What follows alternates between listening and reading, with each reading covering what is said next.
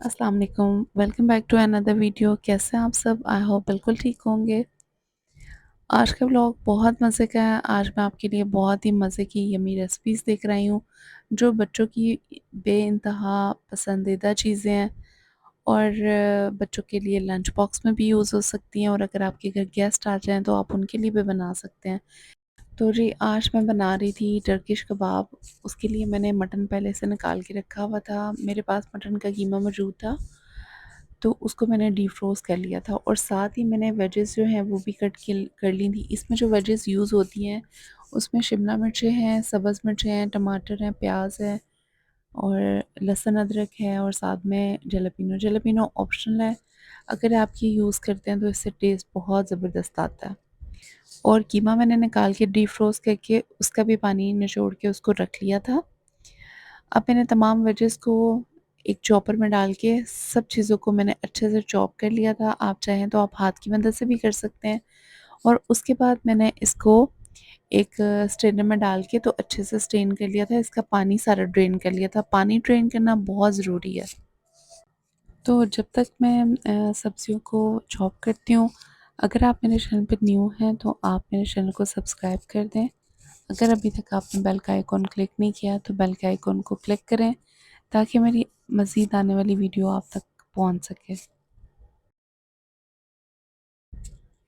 अब तमाम वेजेस जो हैं वो अच्छे से चॉप हो गई थी।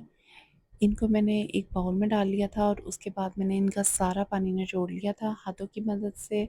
स्ट्रेनर में डाल के भी आप इसको निचोड़ सकते हैं और कोई मलमल का कपड़ा भी लेके उसमें भी निचोड़ सकते हैं। मैंने हाथों की मदद से अच्छे से इसका सारा पानी ड्रेन आउट कर लिया था। उसके बाद जो अब इसी चॉपर में हम सारा कीमा ऐड कर देंगे और उसके साथ तमाम वेजेस जो चॉप करके रखी थी वो इसमें ऐड कर देनी है। अब वेजेस और कीमे को जो है बहुत अच्छे से इनकी बाइंडिंग करनी है, बहुत अच्छे से इनको कंबाइन करना है। हर चीज़ बहुत फाइन चॉप होनी चाहिए, इसलिए इन दोनों को इकट्ठा मैंने अब चॉपर में ऐड किया है।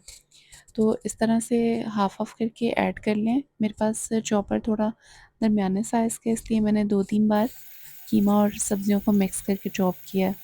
सब चीज़ों जब चॉप हो जाएंगी, सारा मटेरियल आप इकट्ठा एक बाउल में ऐड कर दें और अब इसमें सिर्फ 4 स्पाइसेस जाएंगे। क्रश चिली पेपर, नमक, सूखा धनिया और काली मिर्च। और इसके साथ मैंने इसमें बारबेक्यू सॉस भी ऐड किया और पेरी पेरी सॉस भी ऐड किया है। ये दोनों चीज़ें ऐड करने से इसका टेस्ट बहुत ही मज़े का हो जाएगा। और साथ में जब मैंने इसको बहुत अच्छे से मिक्स किया तो फिर मैंने 1 चम्मच लेमन वो भी डाला था, तो उससे भी इसका जायका बहुत ज़बरदस्त आ जाएगा। अब सबकी मिक्सिंग अच्छे से हो गई है, तो अब मैं इसमें ब्रेड क्रम्स डाल रही हूँ। ब्रेड क्रम्स डाल के इसको बहुत अच्छे से मिक्स करना है। ब्रेड क्रम्स जो हैं वो सब्जियों का मॉइस्चर जो है उसको ख़त्म कर देंगे और इसकी जो कबाब की बाइंडिंग है वो भी बहुत ज़बरदस्त करेंगे। तो ये स्टेप बहुत मस्ट है। आपने ब्रेड क्रम्स जो हैं वो ज़रूर डालने हैं। अगर आपके पास ब्रेड क्रम्स ना हो तो आप सादी ब्रेड को भी यूज़ कर सकते हैं, लेकिन उसको भी पहले आप चॉपर में डाल के तो आप उसको जो है वो चॉप कर लीजिएगा, फिर आपने इसमें मिक्स करना। इस स्टेज पर आके आप इसे थोड़ी देर अगर फ्रीज़र में रख देंगे तो कबाब बहुत अच्छे से बनेंगे, लेकिन मेरे पास टाइम ज़रा कम था। मुझे कबाब बनाकर अभी ही फ्राई करने थे, मेरे गेस्ट ऑलरेडी आए हुए थे, तो इस वजह से मैंने इनको फ़ौरन से बना लिया। अब तमाम कबाब जो है वो मैं तैयार करके तो ट्रे में सेट कर लूँगी और जितने मुझे फ्राई करने हैं वो मैं फ्राई कर लूँगी, बाकी मैं फ्रीज़ कर दूँगी। तो कबाब की शेप जब मैं बना लूँगी तो उसके ऊपर मैंने स्ट्रॉ की मदद से निशान लगाने हैं और इस तरह करने से कबाब की शेप जो है वो बहुत प्यारी लगेगी और जब आप इसको सर्व करेंगे ना डिश में तो तब भी बहुत अच्छे लगेंगे। तो अगर आप चाहें तो आप इस तरह से शेप दे सकते हैं और वैसे अगर फिंगर से चाहें तो फिंगर से भी हम बहुत अच्छी इसकी शेप बना सकते हैं। तो अब मैंने थोड़ा-सा ऑयल डाला है, शैलो फ्राई नहीं किया मैंने इसको, जस्ट हल्का-सा मैंने ऑयल पैन में डाला है और उसमें मैंने जो है वो कबाब फ्राई कर दिए हैं। अब देखिए मैं साथ-साथ ही फ्राई कर रही हूँ क्योंकि टाइम कम था, गेस्ट आए हुए थे तो इसलिए मैंने सोचा कि ये भी उनके सामने सर्व कर दूँ तो ज़रा अच्छा लगेगा। और उसके बाद जो है वो कुछ और भी मैंने बनाना था। तो पहले मैंने सोचा कि कबाब फ्राई करके रख लूँ क्योंकि ये बहुत जल्दी से बन जाते हैं, और मैंने जल्दी-जल्दी कुछ कबाब फ्राई करके तो डिश आउट कर लिए थे।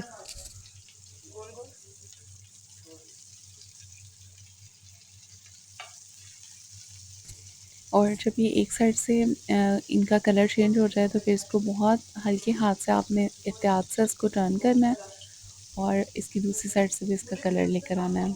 और ये बहुत जल्दी से कुक हो जाते हैं। इनको जो है वो हल्की आंच पे आपने पकाना है ताकि अंदर से भी अच्छी तरह से कीमा पक जाए। और इसमें जब मैंने इसका मटेरियल बनाया था तो वो मैं आपको बताना भूल गई, इसमें मैंने थोड़ा-सा लेमन जूस भी डाला था।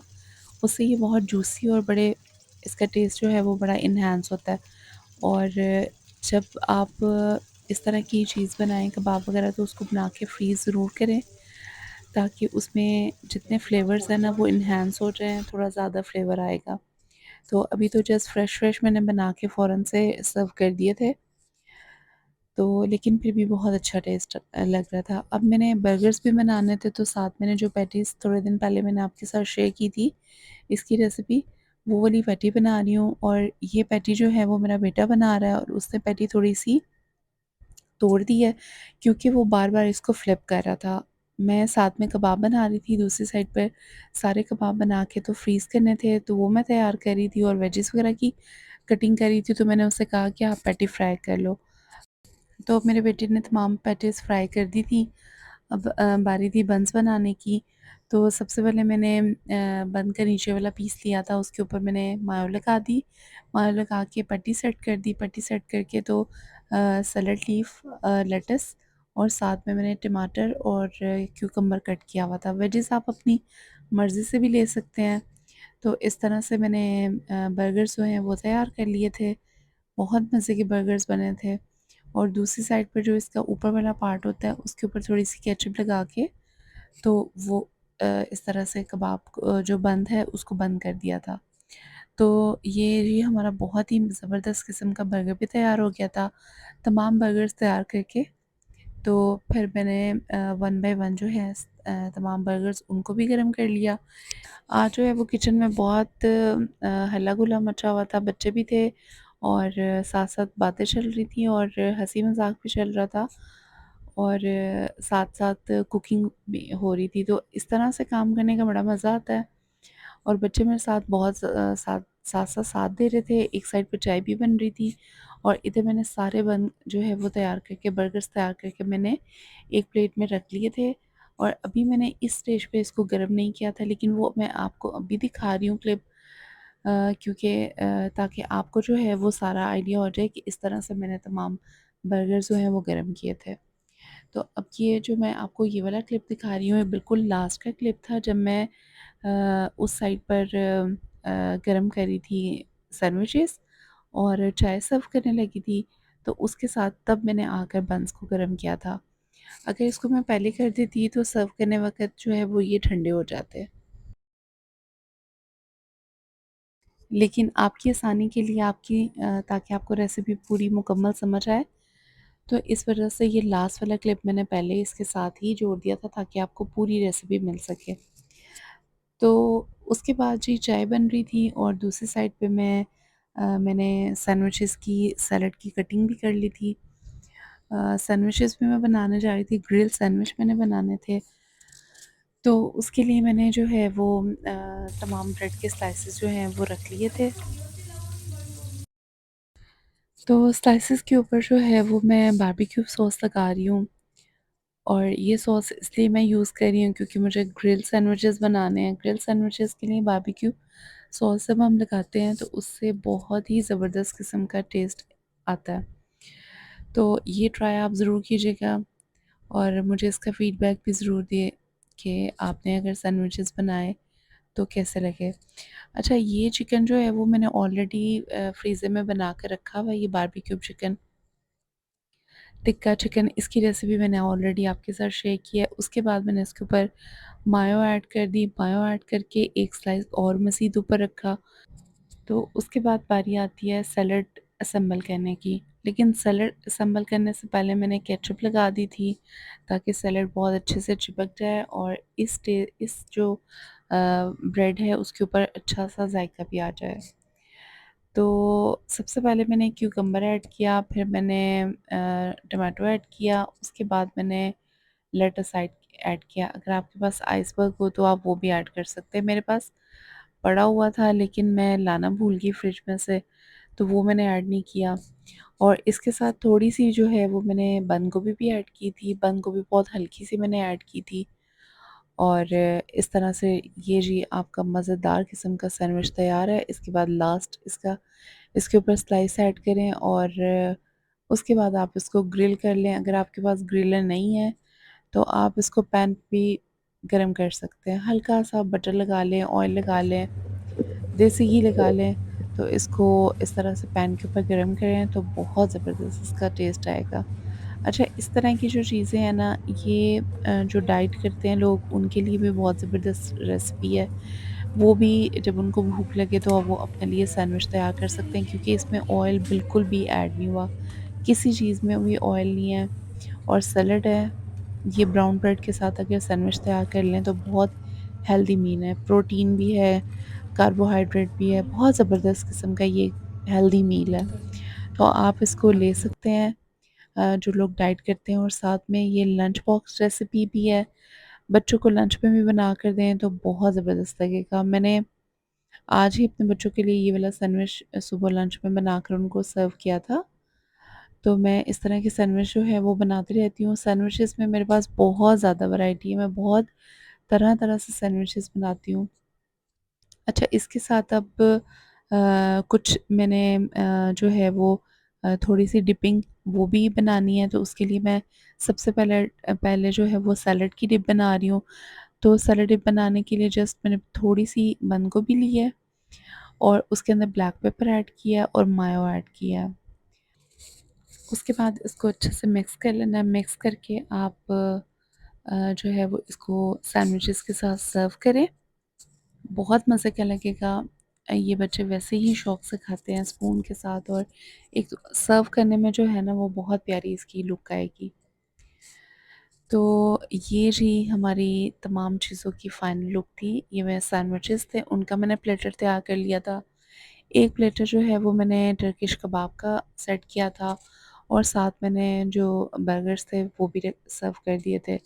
और इसके साथ मैंने सॉस भी सर्व की थी, वो भी बहुत टेस्ट में मज़े की लगती है।